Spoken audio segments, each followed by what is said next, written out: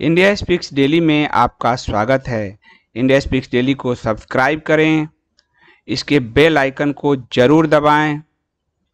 Join button के जरिए आप इसकी सदस्यता जरूर लें और यदि इसका कंटेंट आपको गुणवत्तापूर्ण लगता है तो आप 100 रुपीज़ पर मंथ का सब्सक्रिप्शन जरूर पे करें।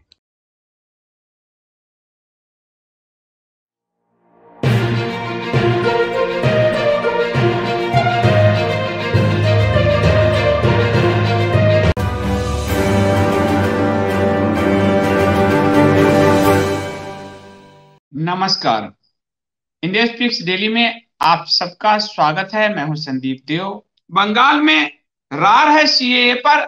जब बंगाल में अगले साल चुनाव होना है तो जेपी नड्डा, जो भारतीय जनता पार्टी के अध्यक्ष हैं, जेपी नड्डा, उन्होंने कहा कि हम जल्द ही सीएए को लागू करेंगे। तो बंगाल की तृणमूल कांग्रेस की जो सांसद है महुआ मोइत्रा, उसने कहा कि हम बाहर का रास्ता दिखा देंगे भारतीय जनता पार्टी को। तृणमूल कांग्रेस की सारा कोशिश हरे वोट बैंक को लेकर ही है और भारतीय जनता पार्टी चाहती है कि सीए पर, जो हमारे पड़ोसियों में जो अल्पसंख्यकों के साथ हिंदू, बौद्ध, सिख, ईसाई, जैन, इनके के साथ जो दुर्व्यवहार हुआ है उनको अधिकार मिले और घुसपैठियों को बाहर निकाला जाए। लेकिन तृणमूल कांग्रेस ऐसा नहीं चाहती। हालांकि गृह मंत्री अमित शाह ने एक बातचीत में संकेत दिया है कि अगर स्थिति बिगड़ी तो बंगाल में राष्ट्रपति शासन लगाया जा सकता है।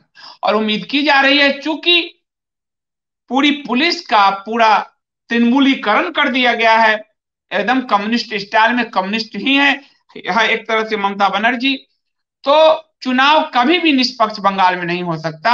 इसलिए संभवतः अगले चुनाव में, जो अगले साल होना है बंगाल में, राष्ट्रपति शासन के अंतर्गत चुनाव हो संभवतः, क्योंकि गृह मंत्री जी के बातचीत से, उनके बयान से ऐसा लग रहा है राज्यपाल की रिपोर्ट आने पर। और राज्यपाल भी कह रहे हैं कि बंगाल में स्थिति विकट है, खराब है, भारतीय जनता पार्टी के कार्यकर्ताओं की हत्या हो रही है, हिंदू मारे जा रहे हैं।